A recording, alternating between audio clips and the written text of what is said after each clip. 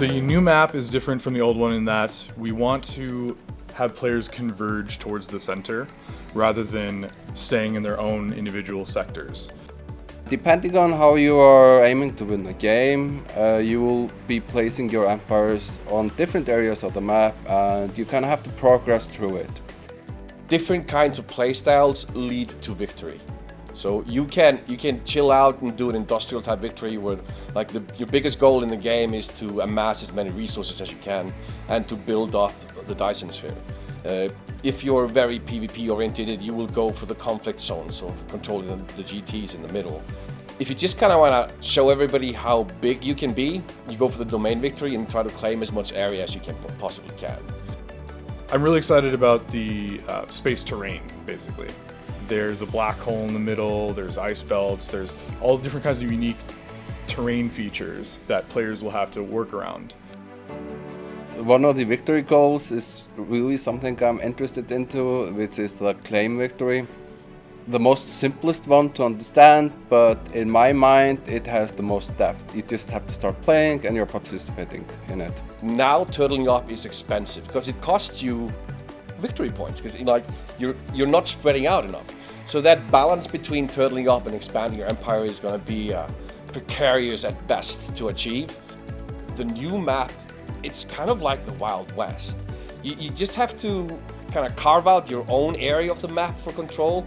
There are no borders that say that this is my place. You have to defend your area. You have to create it. You have to advertise it, and you got to make sure that interlopers are dispersed with. We have 3 ways to win the game. One is by pure expansion. Basically, the more hexes you own, the more points your alliance has. You have to be thinking about how are you going to defend all these areas? Who are your neighbors? Am I min-maxing my station placements in a sensible manner? If me and my alliance take the lead too quickly, then we can have a big target on our backs, which is going to be very difficult to deal with.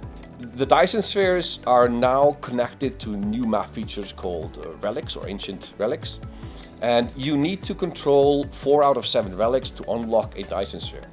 Once you own a Dyson Sphere, you are happily in an area which is bountiful in resources, and your primary aim is to build up the Dyson Sphere, amass as many resources as you can, and get it to as high a level as you possibly can. And then we are adding the third one, which is a new one. So it evolves around the middle of the map, which is gonna be locked for the first 6 weeks of the map. And you have these Grand Terrestrials or victory points in the middle, which you have to unlock. So they're all guarded by very powerful NPCs, which you have to attack and clear out. There's also a big black hole in that area, and all the movement speeds from the middle or to the middle have a movement penalty.